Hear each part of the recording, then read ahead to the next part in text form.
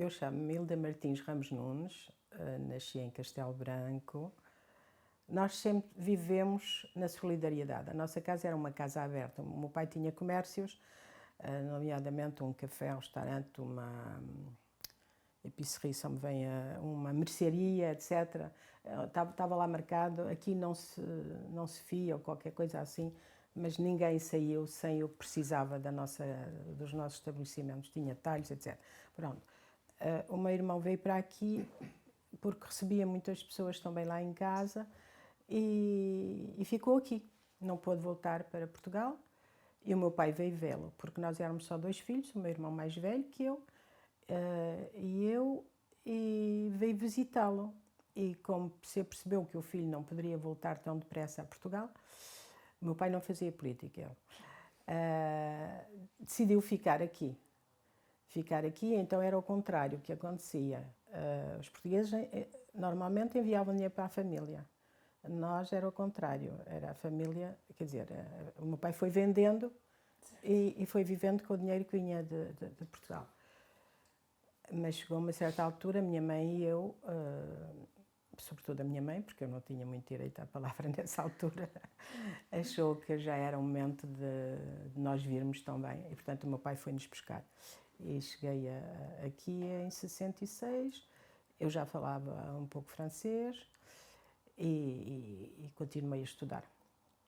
E eu muito rapidamente achei que para ter liberdade também, mais liberdade, devia casar, devia ter filhos, não sei o quê, e aconteceu muito rapidamente, portanto. Mas tive a minha primeira filha e continuei a estudar. A segunda, e depois deixei de trabalhar, de estudar, porque não queria que a minha filha fosse para a creche. O meu pai na época não trabalhava, ficava com ela, mas depois não queria que ela fosse para o jardim infantário, queria ser eu a ocupar-me dela e depois tive uma outra filha 3 anos depois. Tive a minha segunda filha e só voltei a estudar, parei de estudar, etc. Voltei a estudar quando as minhas 2 filhas foram para a escola primária, aqui. Primária não, jardim infantário, portanto, a maternelle. E aí recomecei os meus estudos, na Sorbonne Nouvelle, pronto, e depois fui para a ESIT, École Supérieure d'Interprète et Traducteur, porque eu já era intérprete. Eu estudava e trabalhava ao mesmo tempo, fiz sempre muitas coisas ao mesmo tempo. O meu primeiro trabalho foi como intérprete e foi no Hospital de Montreuil, Sous-Bois. Toda a semana na maternidade fazia informação sobre a pílula, sobre muitas coisas. Mas eu era jovem. Lembro-me que o meu diretor da época dizia que me tinha contratado no berço. Pronto, quando entrei para lá. Mas sempre gostei muito de estar ativa. Portanto, comecei como intérprete em dispensários, em centros sociais, em hospitais, já disse, tribunais. Trabalhei com todos os tribunais da região parisiense. Mas depois eu fiz uma formação de intérprete de conferência, portanto a minha ideia era ir trabalhar para a Comissão Europeia em Bruxelas. Simplesmente foi-me impossível ir para lá porque não queria deixar as minhas filhas em Paris. Sozinhas, toda a semana, tinha que lá estar toda a semana, não é? Porque os funcionários de contratação da Comissão Europeia vinham à ESIT quando havia o diploma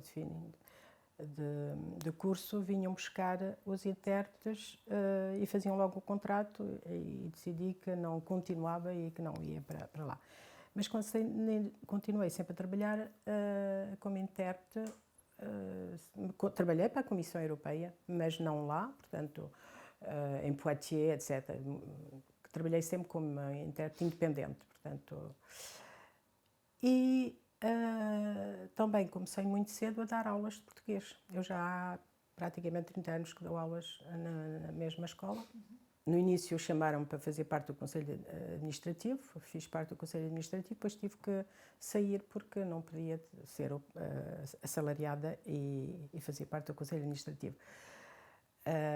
Paralelamente a isso, portanto, comecei a trabalhar como intérprete, mas o meu diretor da época chamou-me para eu criar o único serviço que ainda hoje em França existe com essa estrutura, um serviço de intérpretes por telefone. ISM Interpretariat em deslocação e par telefone, por telefone. Em 1989, em outubro de 1989, criei esse serviço. Na época tínhamos praticamente 100 línguas, agora já vão nas 100 e não sei quantas línguas.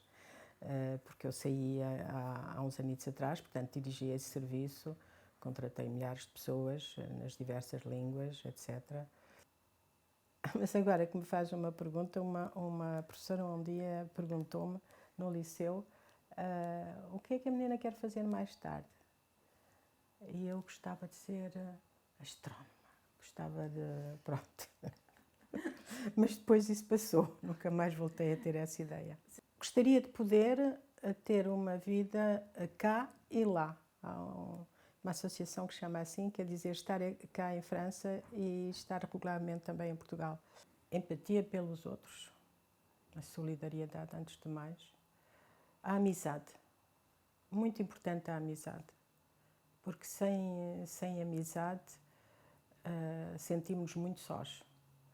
Eu ainda estou envolvida numa outra associação, da qual fui presidente vários anos, que se chama Mémoire Vive, Memória Viva, que trabalha sobre a memória da imigração portuguesa.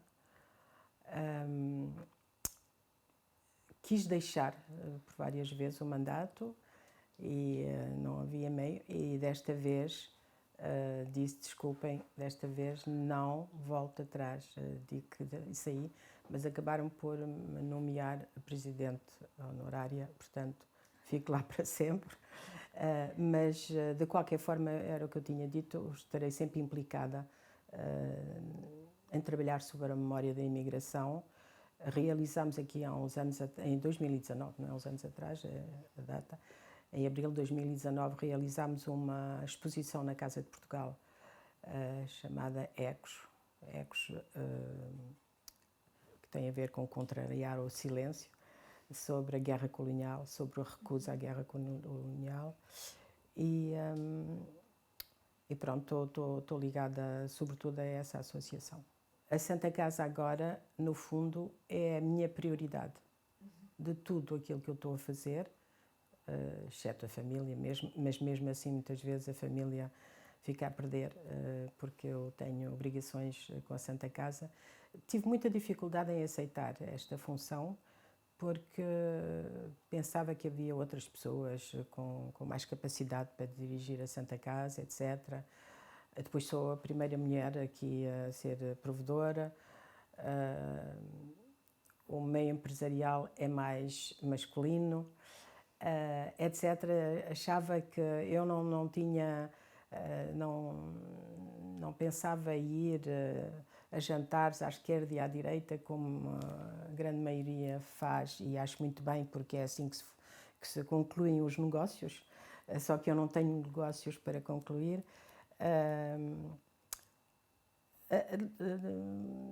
Durante algum tempo disse não, desculpem, mas eu não aceito, e depois acabei por aceitar porque achei que era algo que eu poderia ajudar, poderia ajudar a avançar com este projeto. A portuguesa para mim é um orgulho. Eu tenho a dupla nacionalidade, aqui sinto-me totalmente francesa, mas sinto-me também totalmente portuguesa. E quando estou em Portugal, para mim é uma alegria. A Portugalidade. Portugal é pequenino em termos de quilómetros quadrados, mas é tão grande. É o que eu digo sempre aos meus alunos. A língua portuguesa é falada, é a terceira língua europeia mais falada no mundo e a quinta mais falada no mundo. Sem contar aquele continente que representa o Brasil, que é, pronto, a portuguesa é falada em todos os continentes. Para mim, sinto sinceramente um orgulho de ser portuguesa, e as minhas filhas a mesma coisa. As minhas duas filhas sempre tiveram orgulho das origens portuguesas e toda a família, no fundo. Que continuem a ir a Portugal, que invistam em Portugal, que não deixem os estrangeiros, mesmo se eu não sou muito não gosto muito de fronteiras, sinceramente, mas aqui neste particular apelo a que invistam em Portugal, que tornem Portugal mais atraente e que a vida seja mais fácil lá. Porque enquanto os preços do imobiliário estiverem tão caros, muitos portugueses que não podem investir e que gostariam de investir, mas não podem investir. Mas pronto, a comunidade portuguesa sempre a Portugal.